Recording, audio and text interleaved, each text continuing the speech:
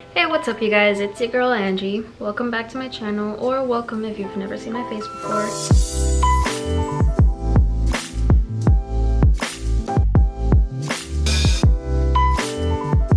I gave you a little preview of what I'm about to do, or I already did it, but I'm gonna show you guys how to do it in this video.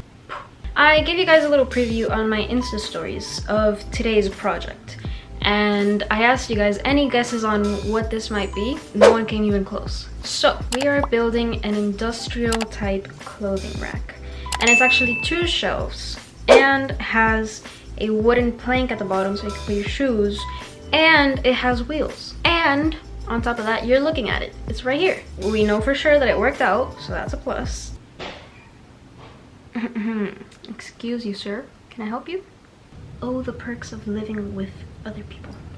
We built a clothing rack, so I'm gonna walk you through how I did this and the complications that I had that set me back a little bit, but nothing I couldn't handle. So if you missed my little preview on my Instagram stories, then that's probably because you don't follow me.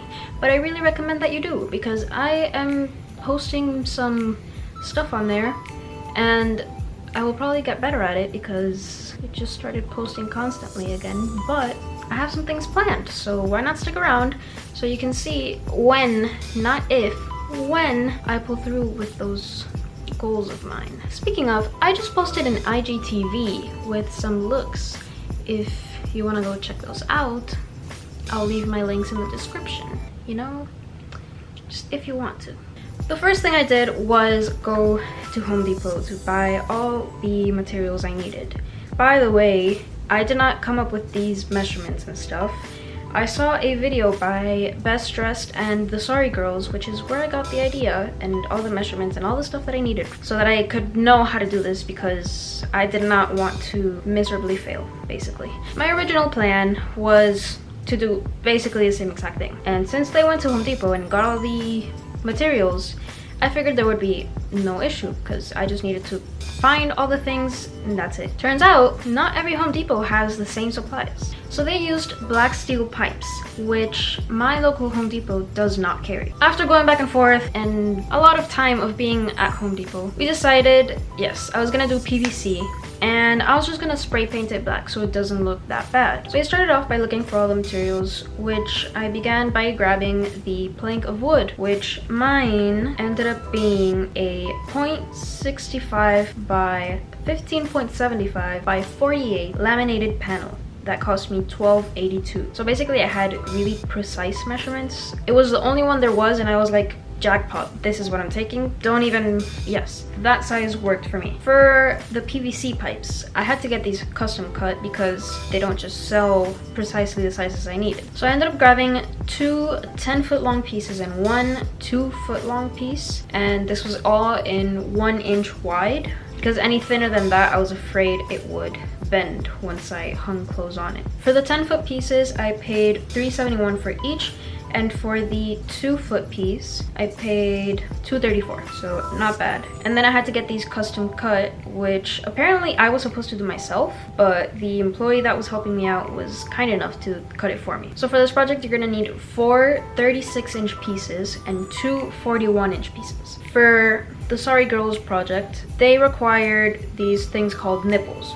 Yes, funny word. Which these basically connect the connectors.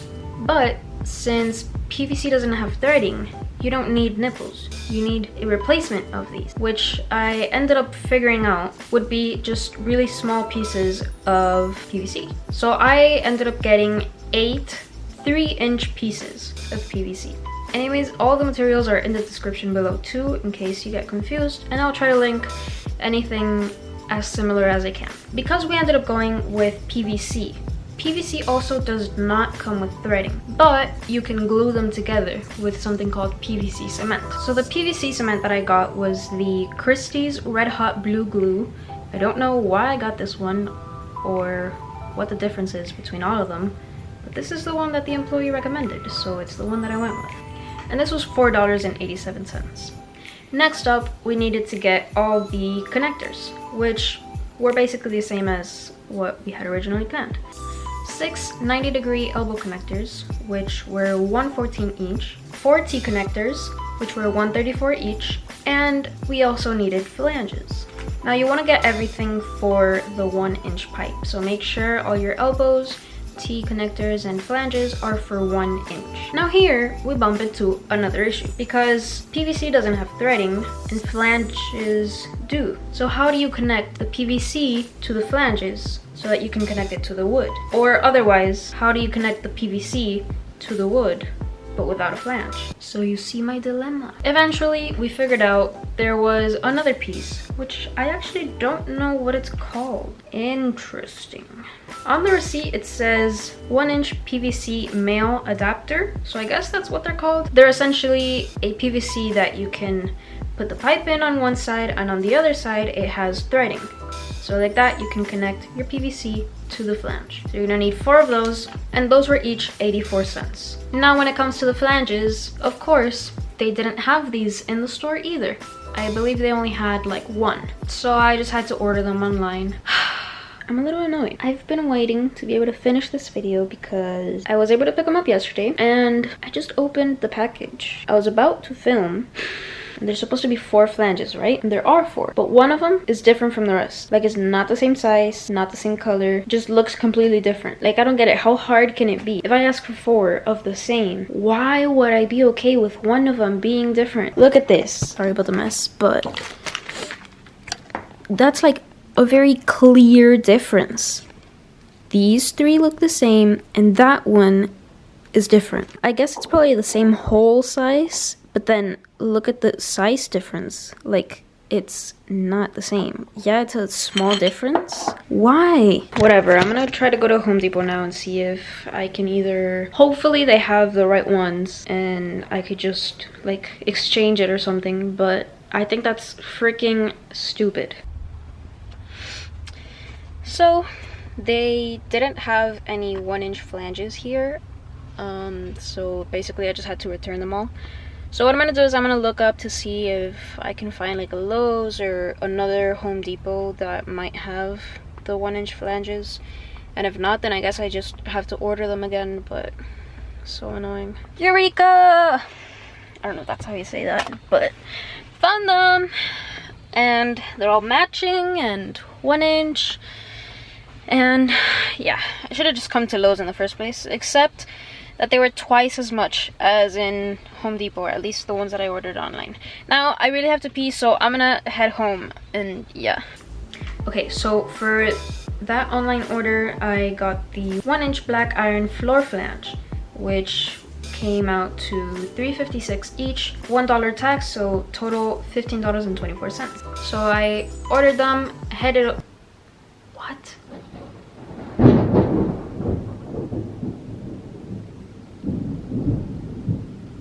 The lights just went out and came back. That was scary, honestly. Okay, interesting that I caught that on camera. At Lowe's, they were a lot more expensive. Each one was $7.68, which came out to $30.72. I don't know if I mentioned, but you need 4 of these at 1-inch each. Now I got a little ahead of myself, but at Home Depot that first day, I also got the spray paint. So I got the Painter's Touch flat black spray paint. I just asked the employee which one I should get, and that's the one that she said you should use. Now this is a primer and a paint, so it's supposed to hold like scratches from hangers a little better, and this came out to $3.98. You also need screws and wheels. So you're going to need 32 3/4-inch flathead Phillips wood screws, which come in packs of 12s, so I ended up getting 36. But each of these packs came out to $1.18. And for the wheels, you could either opt to get lockable wheels or unlockable wheels, but I did a mix of both. And also you could get like wheels that go just one side or that can swivel around. I wanted to get something nice but affordable, so what I did was I got 2 unlockable wheels and 2 lockable wheels, because I figured out that does the job. If you put a lockable wheel on opposing corners, that basically does the job. And mine were the swivel kind. So I got 2 Caster rubber 2-inch swivel plates at $3.98, and 2 caster rubber 2-inch swivel with brake at $4.62. So the difference is also very small. And then apart from that, you will be needing a drill with the proper drill bit, which don't ask me which one that is. I just saw something that fit, grabbed it from my garage. And I believe you could also do this with a screwdriver if you don't have a drill. And you're also going to need something to measure with, whether it's a ruler or a measuring tape, and also a pencil, preferably. So after you've gathered your materials, then you can head on home and start the project. So when I got home, what I did was basically assembled it without gluing it together or screwing anything, just to see that it would hold and stuff. There is a strong storm outside, so if you hear the thunder, nothing I can do about it. So I put everything together, made sure it all fit and it all made sense. Thank God that was the case. So the flanges are obviously 1 inch on the inside where I'm gonna put the PVC into, but then on the outside, I want to know what size that is so I can make sure that it fits on the wood and then it's not gonna be like coming out or something. I don't know.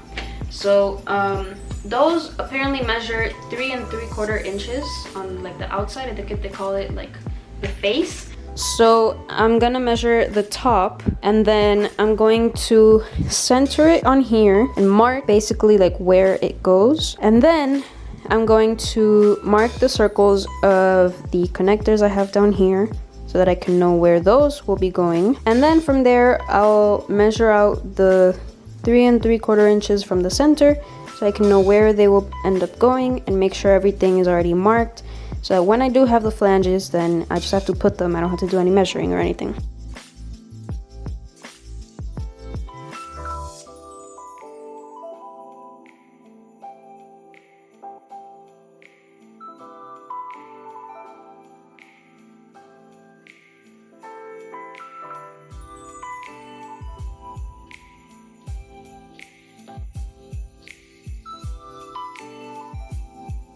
Then I took everything downstairs and started spray painting, which I am a very impatient child, so I did in the middle of the night. I set up a tent and started spray painting. Now, the spray paint instructions did say that you should spray paint from like 10 to 16 inches apart, but I didn't do that. And you should probably also wear gloves, but I didn't do that. So don't do as I do as I say. So it's recommended to paint from a distance, but I thought it was better to paint up close.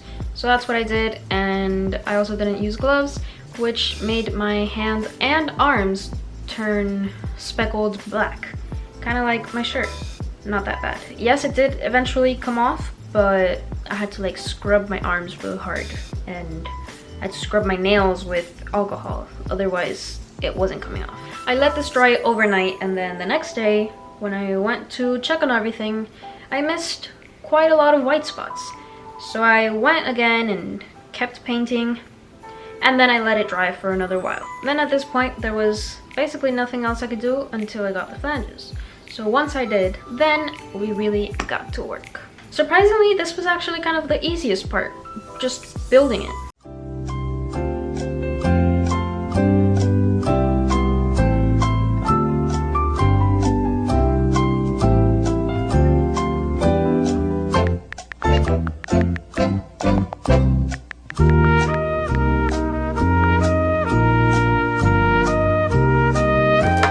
Get some wire strippers with mushy grips, and this will confirm to the circumference of the top, allowing you to easily open this, no problem. Simply squeeze and turn. And there's your glue.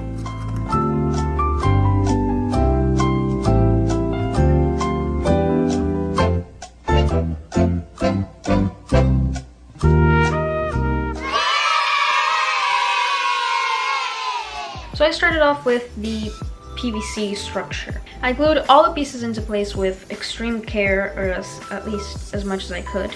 I started off with the top corner. By the way, you're supposed to do this outside. I did this inside. I didn't want to go outside. You're supposed to put glue or cement on the outside of your pipe, then on the inside of the connector, and then on the outside of your pipe again. Most of the time I did not repeat that step, but that's fine. So once you do that, you want to connect it into place, and this actually does dry really quick, I figured. Now, the part where you have to be really careful is to make sure that you glue all the connectors facing the same way, so nothing is crooked. So I started off with the top bar, put the 2 connectors, and made sure that they were straight, or at least as straight as I could make them. Then I continued with the other 2 pipes, and then the T connectors, and then the pipe in the middle, and then the other 2 pipes going down. Once I finished that, I kind of set it aside, and I started working on the bases that connect the PVC to the wood. Now this part I really didn't want to mess up in. So what I did was I connected the middle T with the 2 small pipes that were the nipple replacement. So I glued those, and then separately I glued each 90-degree elbow to their connector. Then once that was done, after evading it for a while, I finally connected all the pieces together to create the 2 bases essentially. And this was again the part where I had to make sure that they were extremely straight, so that one wouldn't be like, say this is your piece with the T connector over here, and then you have your 2 sides. I didn't want this to be like this, and then all of a sudden this one is like this. So I didn't want that to happen. Then what you could have done is you could have glued the male adapter also to the ends of those bases. But I didn't do this just to make my life easier. This is when I proceeded to screwing in the flanges to the wood.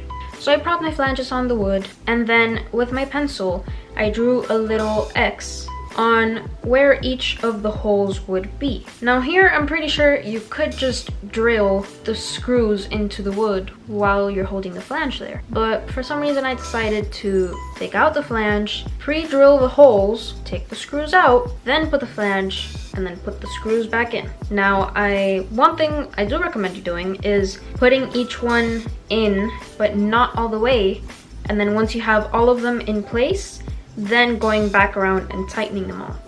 My dad taught me that. Why? I didn't get that far. I just know that you're supposed to do that. So I went around doing this with each of the flanges. Everything was fine. At one point there was, I'm still not sure if this was just my mistake or if I really wasn't supposed to screw in a hole there, but there was like, I think it's called a knot, which honestly I don't know what it is, but it's like a circular shape in the wood that I tried drilling a screw into, and it wasn't going in. But I might have just had the drill in the wrong direction to where you screw out or take out, whatever, and maybe that's why it wasn't working even though I was pushing down. Or maybe you can't screw screws into knots. But what I did, in case this happens to you, is I just say my holes were supposed to be here, here, here, and here.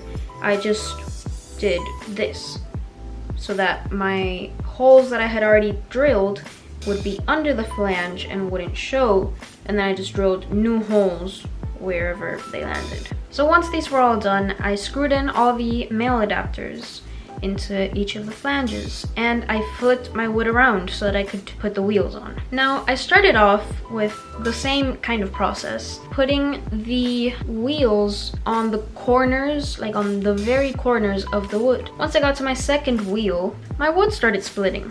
So I was like, no, no, no, no, no, that's not good. So after trying like twice or so, I figured that wasn't gonna work. So I measured 1 inch from the border on each side so that I would be leaving an inch border all around, which ended up working. But don't fix things by breaking them, even though it works sometimes. So since that was working, then I kept going on with the 4 wheels. Remember, if you get the 2 lockable and 2 unlockable, put the lockable ones on opposing corners and then the unlockable ones on the other 2 corners. So I just flipped my wood over. I already had the male adapters on there, and then I put the bases down. Now this is where I realized that, well, I already kind of knew this might be a tiny bit of an issue, but I prayed for the best. Now when I went to put the bases into the flanges, they weren't evenly spaced. Like they didn't have the same length per se. So my bases were shorter than my flanges, which I guess was the best possible outcome.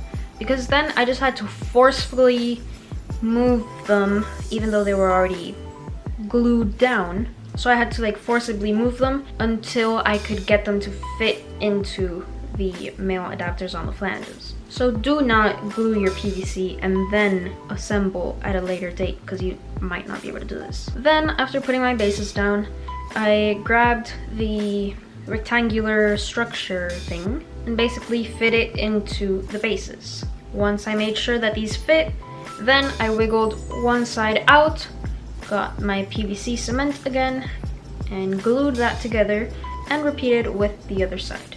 Then we're done. Keep in mind, we never glued the male adapter to the foot of the base, which honestly I don't think should be an issue, because if you're gonna have clothes on it, you're gonna have weight pulling it down, so it's not like it's gonna go anywhere unless you physically pull it off. But I think that could also be useful if you're like moving or something. I could just basically separate the PVC from the wood and carry as two separate things instead of having to carry this monstrosity around. So I recommend considering not gluing that. Also, one thing I frequently saw other people do with their clothing racks, if they had a piece of wood in there, they would stain it a darker color, but I personally really enjoy lighter colored wood, so I left mine the way I got it. In total for this clothing rack, I spent $103.54. So basically, if my title says it's under $100, it's kind of a lie, but I could have just reordered the Home Depot flanges and then it would have been under $100, and it's like right there. So let's just say it was under $100. So without further ado, here is the final result, what we've all been waiting for.